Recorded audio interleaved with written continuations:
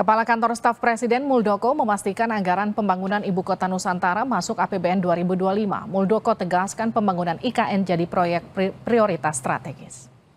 Muldoko menyebut pembangunan IKN jadi salah satu proyek prioritas strategis yang tercantum dalam rencana pembangunan jangka menengah nasional. Muldoko juga menyebut Presiden terpilih Prabowo Subianto akan memprioritaskan dan menyesuaikan kemampuan serta kesehatan keuangan negara dalam menjalankan program kerja ke depan. Itu sudah masuk dalam RPJP ya, rencana pembangunan jangka panjang itu. Nah, hanya besarannya nanti yang pasti disesuaikan. Tapi bahwasanya itu masuk dalam dokumen strategis negara sudah ada itu IKN itu loh. Jadi bagaimana nanti pasti pemerintahan yang akan datang juga akan berhitung ya, akan berhitung bagaimana kemampuan APBN. Saudara Menteri Sekretaris Negara Pratikno membenarkan adanya pembengkakan biaya penyelenggaraan upacara Hari Ulang Tahun ke-79 Kemerdekaan Indonesia. Menurut Pratikno, pembengkakan biaya terjadi karena penyelenggaraan upacara Hari Kemerdekaan dilakukan di dua lokasi, Istana Negara dan Ibu Kota Nusantara. Namun, Pratikno mengklaim pembengkakan biaya upacara Hari Kemerdekaan tak signifikan. Ia menyerahkan ke Ketua Penyelenggaraan Upacara Heru Budi Hartono untuk penjelasan lebih detail. Ya karena upacara sekarang itu kan diselenggarakan di dua tempat, tentu saja anggarannya ya tentu lebih besar daripada sebelumnya, tetapi tidak signifikan. Oh nggak apalah saya. Mungkin Pak Kasatgas yang lebih tahu.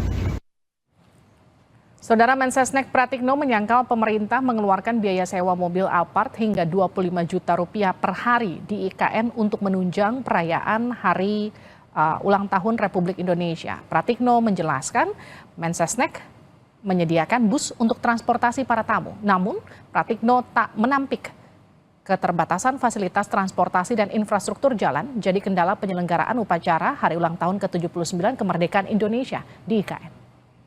Pelaksanaan upacara detik-detik proklamasi di IKN kita masih menghadapi kendala itu sarana prasarana transportasi. Oleh karena itu tantangannya bukan hanya jumlah mobil, tantangan yang paling karena terbatas maka kita akan menggunakan bus gitu.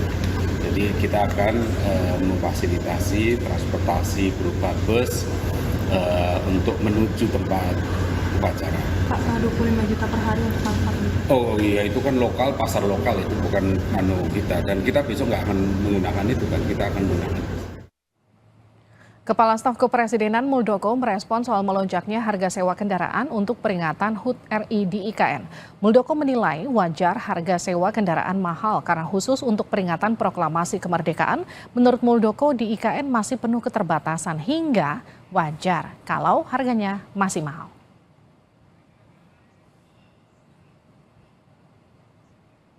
Kami kutip dari laman kompas.id, Muldoko bilang, kalau untuk National Day atau Hari Kemerdekaan menurut saya enggak ada yang mahal. Tapi bukan berarti terus penggunaan anggaran negara itu apa-apa suka-suka kita.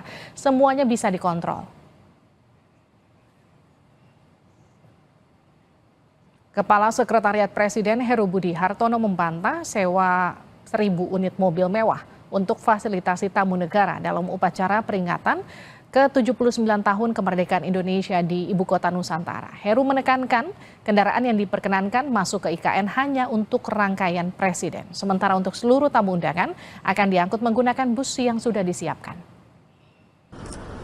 Kementerian Sekretariat Negara tidak pernah menyewa 1.000 unit mobil di IKN. Saya tidak tahu itu informasi dari mana. Yang jelas Sekretariat Negara atau Sekretariat Presiden tidak pernah ada kontrak sewa 1.000 unit mobil, tidak ada. Jadi Seknek mempersiapkan untuk rangkaian kenegaraan Bapak Presiden. Ya, cukup. Jadi yang benar berapa unit, Pak? Jadi yang benar berapa unit, Pak? Ya kalau rangkaian Presiden kan sedikit ya, paling 30. Para undangan yang diundang itu kita siapkan bus dari KOIKN dan dari Gubernur dan dari Pangdam Kapolda. Nggak mungkin kendaraan 1.000 unit itu berada di IKN, nggak mungkin. Ketua Dewan Pimpinan Daerah Asosiasi Pengusaha Rental Mobil Daerah Indonesia atau Asperda Kalimantan Timur, Damun Kiswanto mengklaim pemerintah menyewa 1.000 unit mobil untuk keperluan perayaan kemerdekaan di IKN. Bahkan Damun menyatakan Kemensetnek telah membayar uang muka 50% dari nilai total kontrak pengadaan mobil.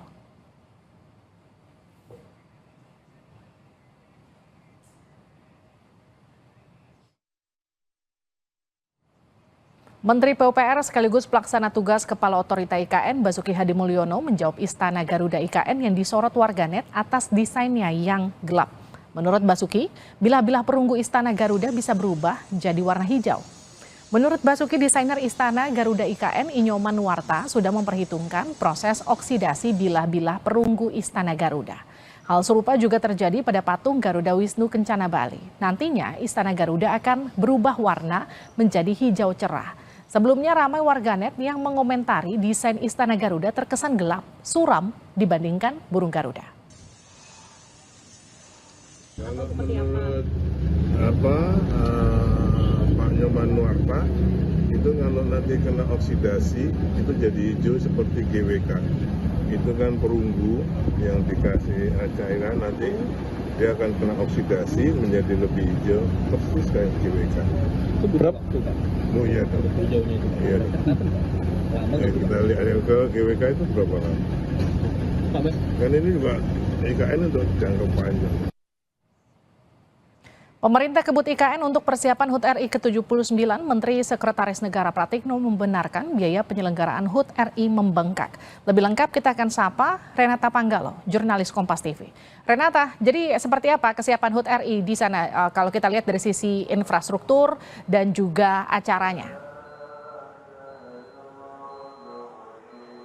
Iya, kalau dari infrastruktur sendiri, Livi dan juga saudara, kita ketahui memang sebelumnya Presiden Jokowi sudah mengkonfirmasi bahwa air, listrik, dan internet sudah masuk di IKN. Juga sudah disiapkan Istana Negara atau Istana Garuda, kemudian juga lapangan upacara. Untuk Istana Garuda sendiri ini memang prosesnya tahap furnishing. Jadi memang saat terakhir kali Presiden Jokowi datang bermalam di IKN, memang kondisinya masih belum ditambahkan beberapa furniture pelengkap begitu ya.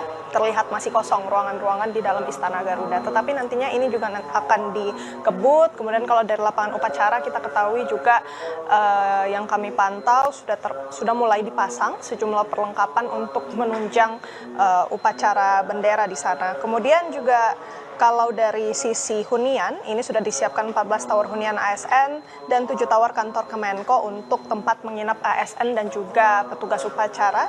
Dan jalan-jalan di kawasan inti pusat pemerintahan, termasuk ini Sumbu Barat, Sumbu Timur, dan lainnya sepanjang 7 km sudah diklaim diaspal oleh pernyataan ini oleh Menteri PUPR sekaligus Kepala Badan Otorita IKN Basuki Hadimulyono.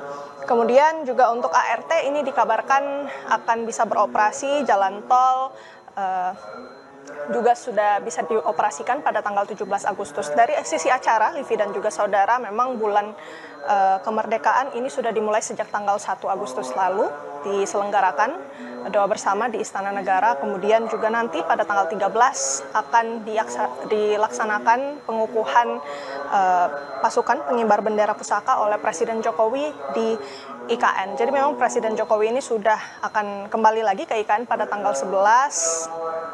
Ada beberapa rentetan agenda tentunya dari tanggal 11, 12, kemudian juga 13, dan nanti tanggal 17 upacara HUT ke-79 Republik Indonesia akan diselenggarakan di 2 tempat, Jakarta dan IKN.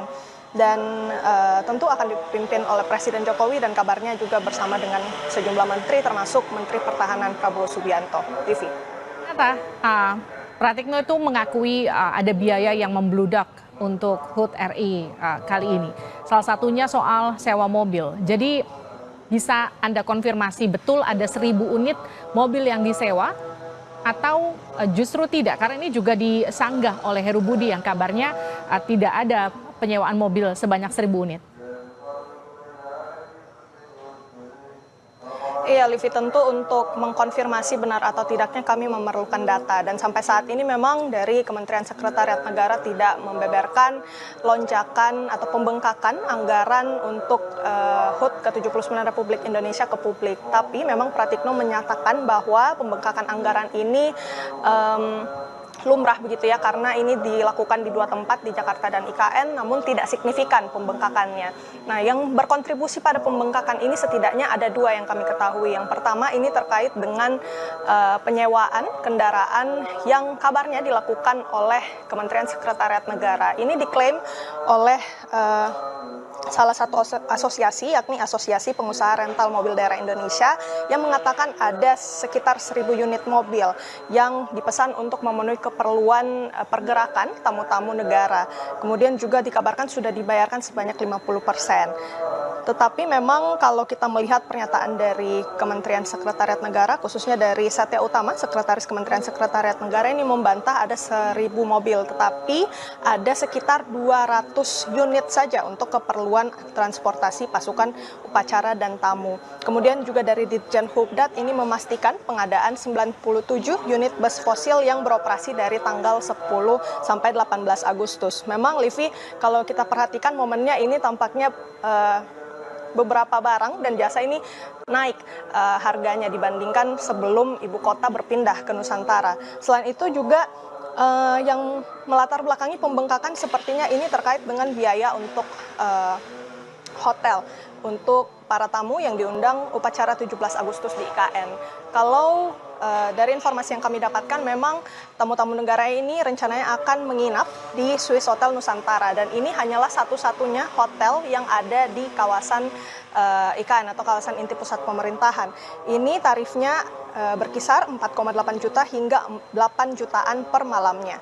Dan untuk tarif sewa fasilitas presidensial berkisar di angka 27 juta per malam.